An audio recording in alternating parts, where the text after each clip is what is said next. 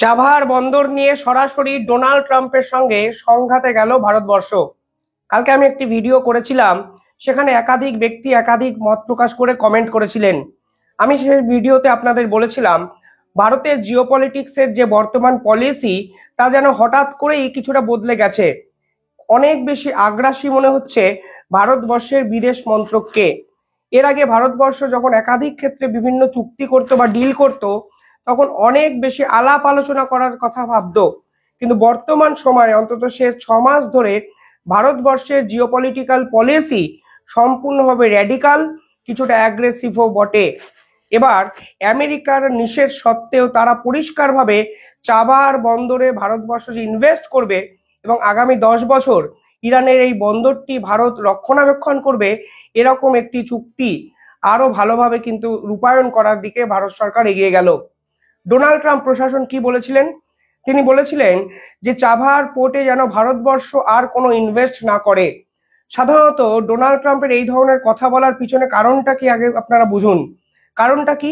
কারণ এই ইরান দিনের পর দিন কিন্তু ইসরায়েলের বিপক্ষে যুদ্ধে মদত করছে, আর ডোনাল্ড ট্রাম্প কিন্তু এই ইসরায়েলকে ওপেন সমর্থন জানিয়ে দিয়েছে। সে বিতর্ক আজকে এই ভিডিওর টপিকের আলোচনার বিষয়বস্তু নয়।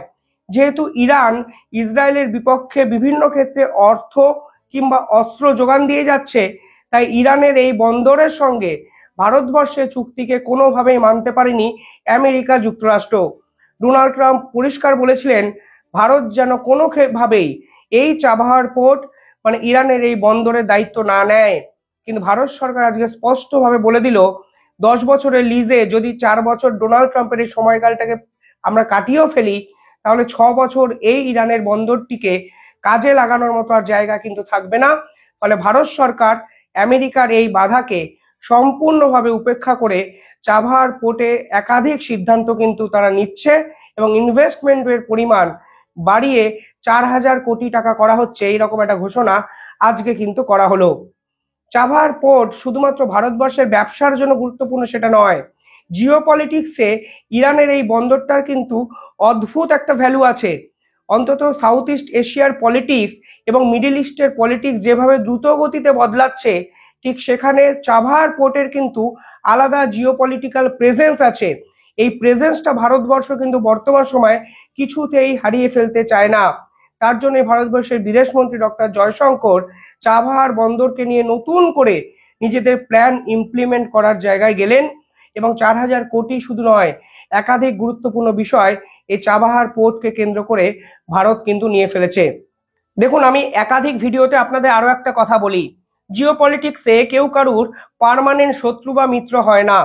ডোনাল্ড ট্রাম্পের এই প্রশাসন এর আগেও ইরানের উপর একাধিক স্যাংশন কিন্তু লাগিয়েছিল। এর ফলে ভারতবর্ষ কিন্তু সব থেকে বেশি ক্ষতিগ্রস্ত হয়। 2012 থেকে 2017-18 সালের কিছুটা এই সময়টার মধ্যে ইরান থেকে ভারতবর্ষ কিন্তু বিপুল পরিমাণে তেল কম টাকায় নিজেদের দেশে কিন্তু নিয়ে আসে। কিন্তু ডোনাল্ড ট্রাম্প ক্ষমতা নিয়ে এই ইরানের উপর কিন্তু তিনি স্যাংশন লাগিয়ে দেন। এই স্যাংশনের জন্যই ভারতবর্ষ কিন্তু ইরান থেকে আর তেল আনতে পারে না। ফলে অনেক বেশি টাকা কিন্তু তেলের পিছনে খরচ করতে হয়েছে ভারত সরকারকে। এখন ভারত সরকার রিয়েলাইজ করেছে, ডোনাল্ড ট্রাম্প যে সিদ্ধান্তগুলো নেন সেগুলো কিন্তু তার নিজের দেশকে বাঁচানোর জন্য। অনেক বেশি স্বার্থপরতা সেই সিদ্ধান্তে কিন্তু দেখা যায়। সেই সমস্ত সিদ্ধান্তকে যদি ভারত গুরুত্ব দিতে চায়, তাহলে আখেরে ক্ষতিটা কিন্তু ভারতেরই।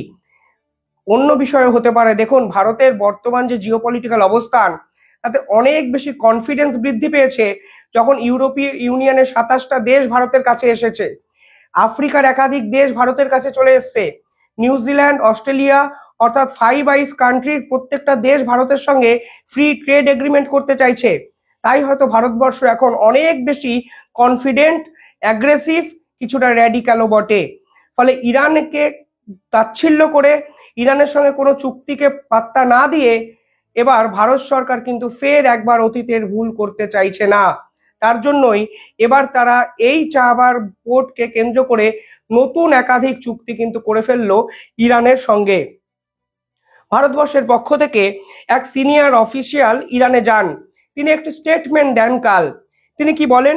তিনি বলেন, আমরা 10 বছরের জন্য, পরবর্তী 10 বছরের জন্য 4,000 কোটি টাকা ইনভেস্ট করব চাবাহার পোর্টকে। আমি জিওপলিটিক্যাল ব্যাখ্যাটা পরবর্তীকালে দেব, তাহলেই আপনারা বুঝবেন এই বন্দর শুধুমাত্র ভারতের ব্যবসায়ী সম্পর্ক বৃদ্ধি করতে কাজে লাগবে এরকম কিন্তু একদমই নয়। পাশাপাশি এই চাবাহার পোর্টের যে ক্যাপাসিটি, সেই ক্যাপাসিটি বর্তমান সময়ে আছে 1,00,000 TEU। সেই ক্যাপাসিটি 10 বছরের মধ্যে 5 গুণ বাড়িয়ে 5 লক্ষতে নিয়ে যাওয়া হবে। এমনকি এই পার্টিকুলার চাবাহার বন্দরকে কেন্দ্র করে ভারতবর্ষ অলরেডি $120 মিলিয়ন কিন্তু ব্যবসা বাণিজ্য করে ফেলেছে, অর্থাৎ মাল অন্য দেশে ইম্পোর্ট করে ফেলেছে। এমনকি $250 মিলিয়ন ব্যবসায়িক মাল ওয়েটিং এ আছে শুধুমাত্র চাবাহার বন্দরকে কেন্দ্র করে অন্য দেশে ভারত সরকার সরবরাহ করবে বলে। তেলের চুক্তি তো একটা চুক্তি, নিঃসন্দেহে আপনারা জানেন মিডল ইস্টের সঙ্গে ভারতবর্ষ একাধিক দেশের সঙ্গে তেলের চুক্তি আছে, কিন্তু ভারতবর্ষ সেই সকল দেশগুলোকে কি পাঠায়? এগ্রিকালচার প্রোডাক্টস পাঠায়। ইরানেও কিছুদিন আগে অবধি ভারতবর্ষ কিন্তু এগ্রিকালচার প্রোডাক্ট পাঠাতো, কিন্তু বর্তমানে ইরানের উপর বিভিন্ন স্যাংশন লাগিয়ে দিয়েছে আমেরিকা যুক্তরাষ্ট্র। ফলে ভারত সরকার কিন্তু সেই প্রোডাক্টের টাকাও কিন্তু পেত না, কারণ ইরানের কাছে ডলার নেই, রুপি নেই, এবং ফলে মনিটারি ট্রানজেকশন যেভাবে করা সম্ভব তা কিন্তু ইরান করতে পারে না। ফলে সব মিলিয়ে আমেরিকার এই ধরনের স্যাংশন সবথেকে ক্ষতিগ্রস্ত করেছে ভারতবর্ষকে, তা ভারতবর্ষের বিদেশ মন্ত্রক কিন্তু বর্তমান সময়ে বুঝতে পারছে। এবার চাবাহার পোর্টের জিওপলিটিক্যাল প্রেজেন্সটা আপনারা বোঝার চেষ্টা করুন। এই চাবাহার পোর্ট ইরানে অবস্থিত হলেও সেন্ট্রাল ইস্টের সঙ্গে বাণিজ্য করার একমাত্র জায়গা কিন্তু বর্তমানে এই চাবাহার পোর্ট। আপনি যদি ভারত থেকে মিডিল ইস্ট কিংবা সেন্ট্রাল ইস্টকে কানেক্ট করতে চান, তাহলে পাক অধিকৃত কাশ্মীর, পাকিস্তান এবং আফগানিস্তানের উপর দিকে ওই জায়গায় যেতে হবে, যা কার্যত বর্তমান সময় অসম্ভব। তাই ভারতবর্ষ জলপথে চাবাহার পোর্ট ওরিয়েন্টেড জায়গায় কিন্তু যাওয়ার চেষ্টা করেছে। ফলে এই চাবাহার পোর্ট যদি আপনার কাছে আসে, তাহলে কিন্তু মিডিল ইস্টের একটা করিডোর ভারতবর্ষের কাছে খুব সহজেই খুলে যাবে, যা আবার সেন্ট্রাল ইস্টকেও কিন্তু কানেক্ট করতে পারে। পাশাপাশি এই চাবাহার পোর্ট এই বন্দরকে কাজে লাগিয়ে ভারত এবং রাশিয়ার একটি ঐতিহাসিক প্রজেক্ট শুরু হয়েছে। সেই প্রজেক্টটির নাম কি? International north south transit corridor. অর্থাৎ ভারত এবং রাশিয়ার যে বন্ধুত্ব, সেই বন্ধুত্বকে আরো জোরদার করার জন্য এই চাবাহার পোর্টকে কেন্দ্র করে 7,200 কিলোমিটারের একটি রাস্তা তৈরি করার পরিকল্পনা করা হয়েছে। এবং ভারতের সঙ্গে রাশিয়ার যে প্রেসিডেন্ট পুতিন, তারা কিন্তু যৌথ একটি কনফারেন্সে এই ধরনের প্রজেক্টের কথা কিন্তু ঘোষণা করেন। অর্থাৎ ইন্ডিয়া এবং রাশিয়ার কানেক্টিভিটি অনেকটা সহজে হয়ে যাবে যদি এই ধরনের international north east transit corridor এই চাবাহার পোর্টকে কেন্দ্র করে হয়। শুধু তাই নয়, এই চাবাহার পোর্ট ইরানে অবস্থান করছে, তার প্রতিবেশী রাষ্ট্রই হলো চায়না।